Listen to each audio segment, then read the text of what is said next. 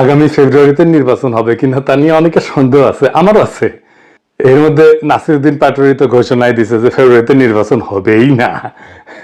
তবে আমি সবাইকে ফেব্রুয়ারিতে নির্বাচনের টার্গেট নিয়ে প্রস্তুতি নিতে বলছিলাম যে এই নির্বাচনে খেলা হবে, অপ্রত্যাশিত ফলাফল হবে। উনি আশায় আছেন একটা ভালো নির্বাচন দিতে পারবেন, দিতে পারলে ভালো, তবে আমি খুব ভরসা পাইতেছি না। তবে এই নির্বাচনে খেলা হবে, অপ্রত্যাশিত ফলাফল হবে, আমি আগেই বলে রাখতেছি। দেখেছেন? আর আল্লাহর কি কাম, এটা নতুন জরিপ আসিছে। আসেন আমরা আগে সেই জরিপের ফলাফলটা দেখে আসি। 12% মানুষ বিএনপিকে ভোট দিবে বলিছে, 10.4% মানুষ জামাতে ইসলামীকে ভোট দিবে বলিছে, মানে 10.5% মানুষ। 7.3% মানুষ আওয়ামী লীগকে ভোট দিবে বলিছে, এবং 2.8% মানুষ, মানে প্রায় 3%-এর মতো মানুষ এনসিপি কে ভোট দিবে। তবে কাকে ভোট দিবে এ বিষয়ে এখনো সিদ্ধান্ত নেয়নি 48%-এর বেশি মানুষ। অন্যদিকে জরিপে কাকে ভোট দিতে চায় তা বলতে রাজি হয়নি 14.4% মানুষ। এটা BRAC institute of governance and development BIGD একটা জরিপ। 8 মাস আগে গত অক্টোবর মাসে একই প্রশ্ন করা হয়েছিল এবং এরাই এই স্টাডিটা করছিল।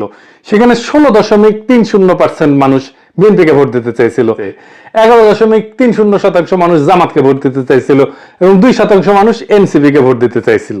তার মানে জরিপ অনুযায়ী 8 মাস পরে বিএনপি এবং জামাতের ভোট কমছে, এনসিপির কি সামান্য কিছু বাড়িছে। তবে 62% মানুষ এই রাজনৈতিক দলগুলোকে ভোট দেবে না, তাই না? কারণ তারা হয় বলতে রাজি হয়নি, অথবা তারা এখনো সিদ্ধান্ত নেয়নি। এরা এই 1 বছরে তাদের উপর থেকে আগের সমর্থন হারে সরাই ফেলছে, আরো ফেলবে। বিএনপির জনসমর্থন, দলের জনসমর্থন 26.32% কমিছে। হে প্রভু হরি রাম কৃষ্ণ জগন্নাথ প্রেমানন্দী, ইয়া ক্যা হুয়া? हे प्रभु हे हरि राम कृष्ण जगन्नाथ प्रेमानंदी, ये क्या हुआ? गला में पानी आ गया, गमछा भी खुल गया मेरा, लगती ये देखिए। হ্যাঁ, সাপ্রি ইনস্টিটিউট অফ ক্রিটিক্যাল থিঙ্কিং এর হোয়াটসঅ্যাপ শাখার গলা পর্যন্ত পানি আগা। বিএনপিকে জিততে পারবে, তারা মনে করতেছে পারবে, কারণ আওয়ামী লীগের এই 7.3% ভোট তারা নিবে। কিভাবে তারা নিবে, কৌশল কি, আসেন সেটা একটু বুঝে দেখি। তারা তাদের নেতাদের একটা অংশকে মুজিব, ধানমন্ডি, 32 নম্বর আওয়ামী লীগ নিষিদ্ধ করা প্রশ্নে আওয়ামী লীগের যে বয়ান সেটা ফেরি করার কাজে নামাই দিছে। আমরা জানি এই যে শেখ রুমিনুর রহমান, ফজা পাগলা, হাবিবুর রহমান হাবিব, এরা তো কেন্দ্রীয় পর্যায়ে, এমনকি জেলা পর্যায়ে, উপজেলা পর্যায়ে পর্যন্ত আওয়ামী লীগের ভোটার, বিশেষ করে হিন্দু সম্প্রদায়ের কাছে তারা একই বয়ান ফেরি করিচ্ছে। তো তাতে হয়তো এই 7%-এর 4-5% ভোট পাইতেও পারে, কিন্তু এটা পাইতে গিয়া আরো 8-10% নিজস্ব ভোট সে হারাবে। তাহলে আসলে রাষ্ট্র ক্ষমতায় কে যাবে? আপনারা বুঝতেই পারতেছেন যে যারা এখনো সিদ্ধান্ত নেয়নি কাকে ভোট দেবে এবং যারা বলতে চায়নি, তারাই আসলে ঠিক করবে কারা রাষ্ট্র ক্ষমতায় যাবে। তো যাই হোক, এইটা আলোচনাটা বিস্তারিত আসার আগে বিএনপি দলটা কিভাবে ফাংশন করে সেটা একটু বুঝাই। তাইলে এই যে কেন এই রুমিনুর রহমানরা এই কাজ করে এটা বুঝতে পারবেন, এবং কিভাবে তারেক রহমানের নিরঙ্কুশ নিয়ন্ত্রণ নিশ্চিত হয় দলের মধ্যে এটা বুঝতে পারবেন। আর এই পদ্ধতিটা বিএনপির সবচেয়ে বড় দুর্বলতা। আমি এটা বিএনপির সাথে কাজ করতে করতে গিয়ে আবিষ্কার করেছি। আসেন দেখি এটা কেমন। বিএনপি দুইটা কাজ করে, এক সোশ্যাল কনফ্লিক্ট, যেটা সমাজে যে দ্বন্দ্বটা আছে সেটাকে ইন্টারনালাইজ করে ফেলে, মানে সেটা নিজের ভিতরে ঢুকে ফেলে, দলের ভিতরে ঢুকে ফেলে। মানে ধরেন সমাজে আওয়ামী লীগের রাজনীতি চলবে কিনা, এটা নিয়ে একটা দ্বন্দ্ব আছে, তো সেটাকে সে দলের মধ্যে নিয়ে ফেলে। আওয়ামী লীগের রাজনীতি করা উচিত এমন একটা দল তৈরি করে নিজের দলের মধ্যে এই মত প্রচার করবে, আর তার বিপরীতে আরেকটা দল তৈরি করে যারা ভিন্ন মত প্রচার করবে। এটি হইতেছে এক্সটার্নাল কনফ্লিক্টকে ইন্টারনালাইজ করা। কি সুবিধা পায় এতে? সে মনে করে যে এক্সটার্নাল যে কনফ্লিক্ট এটা তো ম্যানেজ করা ডিফিকাল্ট, এক্সটার্নাল কনফ্লিক্টকে আমি যদি ইন্টারনাল করে ফেলি সেটাকে আমি কন্ট্রোল করতে পারবো ইজিলি, কারণ আমি তো নেতা, আমার কথা দুই পক্ষই শুনবে। তো আমি এই আলোচনাটা দলের মধ্যে থেকে করব এবং আমি এটাকে নিয়ন্ত্রণ করব। বুঝতে পারছেন? মানে সমাজের যে বিতর্ক সেটা আমি নিজের দলের ভেতরের একটা ইন্টারনাল বিতর্ক করে ফেলবো। দলের ভেতরে যদি আমি ইন্টারনাল, সমাজ তো আমার কথা শুনে না, তো দলের ভেতরে যদি আমি ইন্টারনাল কনফ্লিক্টটা নিয়ে আসি তাহলে দলের লোক সবগুলো আমার কথা শুনতে বাধ্য হবে। আর একটা বিষয় হইতেছে যে এরা একজনকে আরেকজনের পিছনে লাগিয়ে দেয়। এই যে কনফ্লিক্টটা দলের ভিতরে নাই সেটা তৈরি করে। আমাকে এই যে ওয়াহিদুজ্জামান অ্যাপোলো একদিন বলে ফোন মেরা যে বিএনপির অনেক লোক বলে যে আপনি রয়ের এজেন্ট। হ্যাঁ, তার মানে কি বুঝেছেন তো?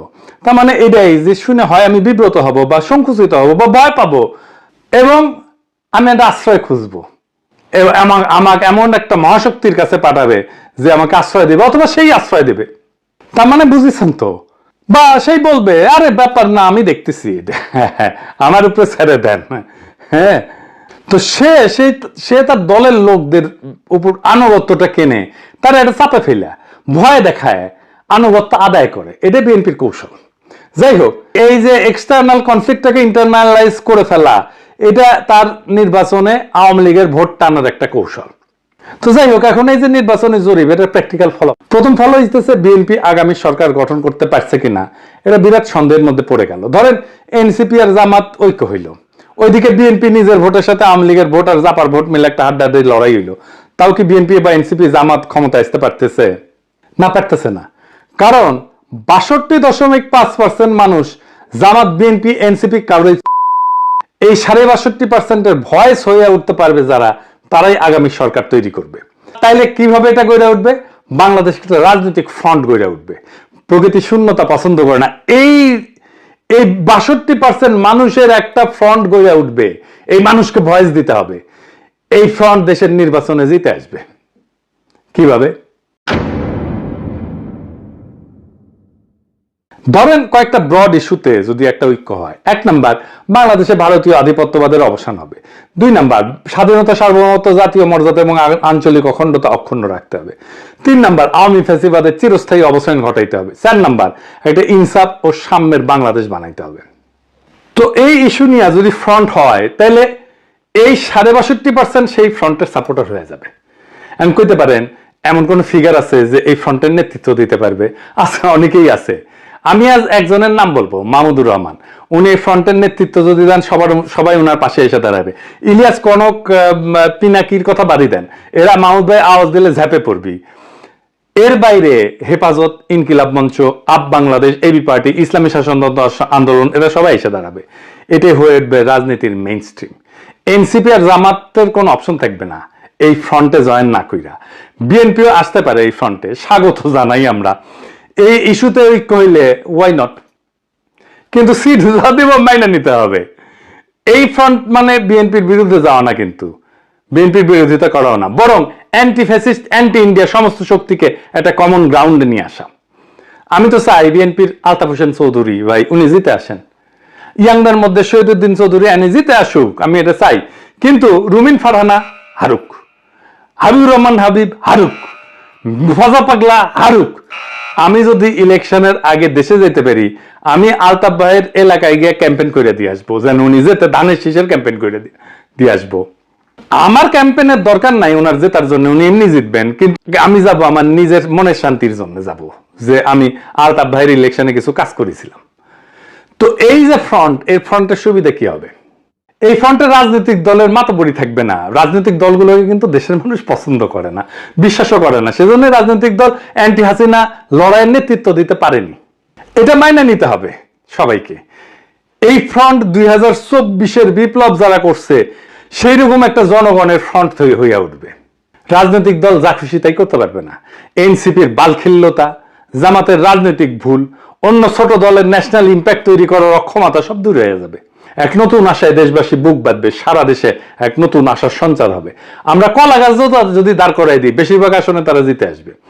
আমরা বিএনপির ট্রু ন্যাশনালিস্ট নেতাদের আসনে কোনো প্রার্থী দেব না। আমাদের মার্কা হবে বাম্বু, বাম্বু, বাম্বুর দাবরা নিতে দেশকে আবার সঠিক রাস্তায় নিয়ে আসবো।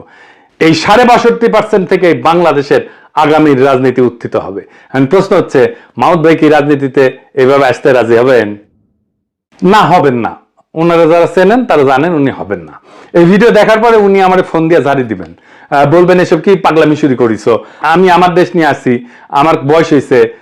তো যাই হোক, উনি যাই বলুক, সক্রেটিস বলছিলেন সেই নেতাই শ্রেষ্ঠ নেতা যে অনিচ্ছুক নেতা। মাহমুদ ভাই অনিচ্ছুক নেতা, তাই উনার বাংলাদেশের সেরা নেতা হওয়া সম্ভব। এইটারে বলে সিনি সিনাটাস আর কি টাইপ, কঠিন লাগিচ্ছে। হ্যাঁ, কথাটা শুনে, টাইমটা শুনে, কিন্তু এটা খুব মজার ইতিহাস আছে। উনার নাম ছিল লুসিয়াস কুইন্টিয়াস সিনসিনাটাস। 458 খ্রিস্টপূর্বাব্দে একজন রোমান সম্রাট ছিলেন তিনি। এই গল্পটা শুরু হয় একটা গভীর সংকট দিয়ে। রোমান সেনাবাহিনী কনসাল মিনুসিয়াসের অধীনে প্রতিবেশী উপজাতি ইকুইদের দ্বারা অবরুদ্ধ হয়ে পড়ে এবং ধ্বংসের মুখোমুখি হয়। রোম শহর আতঙ্কিত হয়ে যায়। এই চরম মুহূর্তে সিনেট মরিয়া হইয়া, উনি প্রাক্তন সেনাপতি ছিলেন সিনসিনাটাস, ওনাকে সম্রাট হিসাবে নিয়োগের পক্ষে ভোট দেয়। উনি তখন অবসর জীবনযাপন করেছিলেন এবং কৃষিকাজ করেছিলেন।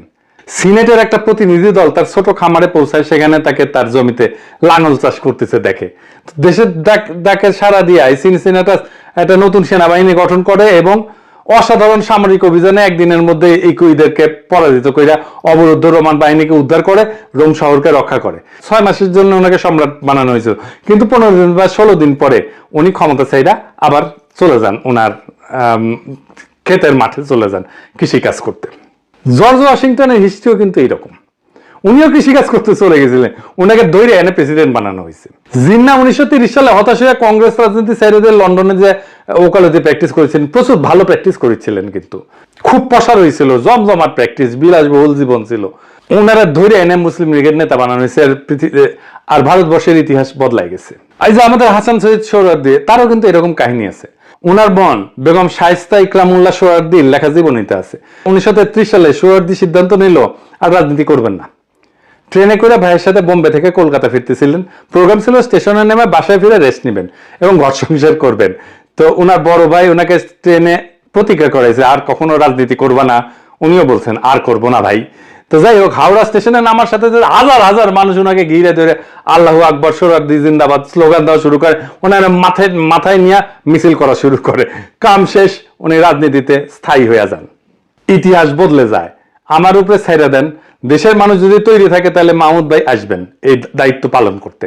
আর কারা থাকবেন না আমার কইলাম না, কইলে এখনই লাভ দিয়ে উঠবেন। আমি বলছিলাম অপ্রত্যাশিত ঘটনা ঘটবে, সেই ঘটনার জন্য তৈরি হন, আমরা ইতিহাস সৃষ্টি করব অচিরেই।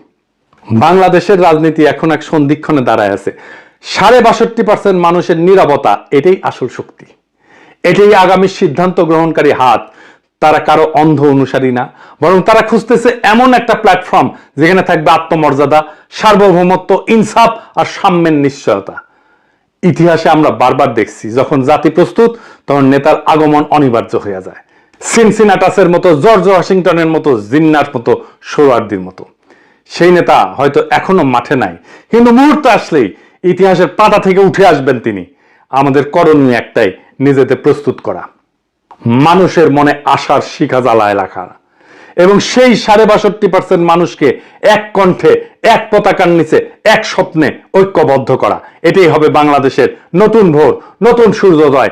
এটাই হবে সেই মুহূর্ত যখন আমরা ইতিহাসের বইয়ে নিজেদের নাম লিখব, শুধু দর্শক হিসেবে না, বরং সক্রিয় অংশগ্রহণকারী হিসেবে, রাজনৈতিক এজেন্সি হিসেবে, রাজনৈতিক শক্তি হিসেবে তৈরি হন। সময় আসছে আবারও 2024-এর মতো, ইতিহাস ডাক দিচ্ছে নতুন ইতিহাস লেখার। সেই ইতিহাস আমরা লিখব।